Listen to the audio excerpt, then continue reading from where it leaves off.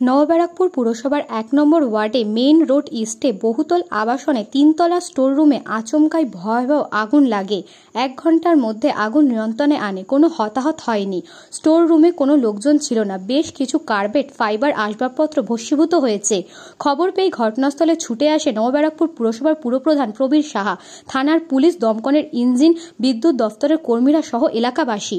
প্রতিবেশী সূত্রে জানা গিয়েছে, ৩তলার আবাসনে মালিক ছিল না। পাশের ঘরে অন্যত্রকে দেখভালের জন্য দিয়ে গিয়েছেন। ঘরের রং করার কাজ চলছিল। কেমিক্যাল জাতীয় কোনো দাহ্য বস্তু ফুলকি থেকেই ঘরে আগুন লাগে। পাশের রান্নাঘর থেকে বেশ কয়েকটি গ্যাস সিলিন্ডার উদ্ধার করেছে দমকল কর্মীরা। বেশ বড়সড় বিপদ থেকে বেঁচে গিয়েছে। দমকল সূত্রে জানা গিয়েছে, ৩তলার ফাঁকা আবাসনের একটি ঘরে আগুন লাগে। খবর পেয়ে নবব্যারাকপুর এবং মধ্যমগ্রামে দুটি ইঞ্জিন ঘটনাস্থলে গিয়ে ১ ঘন্টার বেশি সময় ধরে আগুন নিয়ন্ত্রণে আনে। বিদ্যুৎ সংযোগ বিচ্ছিন্ন করা হয়েছিল ওই সময়। আবাসনের পিছনে দমকলের বিশাল মই দিয়ে হোর্স পাইপ জল দিয়ে পরিস্থিতি নিয়ন্ত্রণে আনে। কোনো হতাহত হয়নি। স্টোর রুমে বহু জিনিস ভস্মীভূত হয়েছে। ঘন্টা বাদে আমাদের ফোন করেছেন পাঁচতলা, ভদ্রলোক বলছে নেমে আসুন, আগুন লেগে গেছে।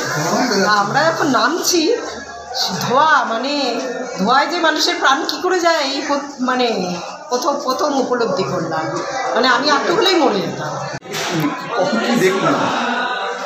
ওইখানে কাজ হচ্ছিল, ভেতরে রঙের কাজ হচ্ছিল ফ্ল্যাটের হলে, আর এই রুমে আমার জিনিসপত্র রাখা ছিল, পার্সেল টার্সেল, ঠিক আছে। তো এই রুমেই কিছুভাবে আগুনটা লাগে, দিয়ে হঠাৎ করে ধোঁয়া, এই মিস্ত্রিগুলো এসে বলছে যে দাদা ধোঁয়া বেরোচ্ছে প্রচণ্ড। যতক্ষণে এসে দেখতে দেখতে এত ধোঁয়া হয়ে গেছে যার চোখ পর্যন্ত পড়া।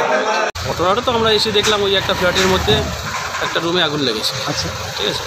তো কী থেকে লেগেছে সেটা বলতে পারবো না। সঙ্গে সঙ্গে আপনার চলে এসেছে? হ্যাঁ, আমরা চলে এসেছি। আমাদের নিউ ব্যারাকপুর টেন্ডার চলে এসেছে। আমরা মধ্যমগ্রাম থেকে এসে নিভিয়ে দিয়েছি, কারণ কোনো ক্ষতি হয়নি। ঠিক আছে।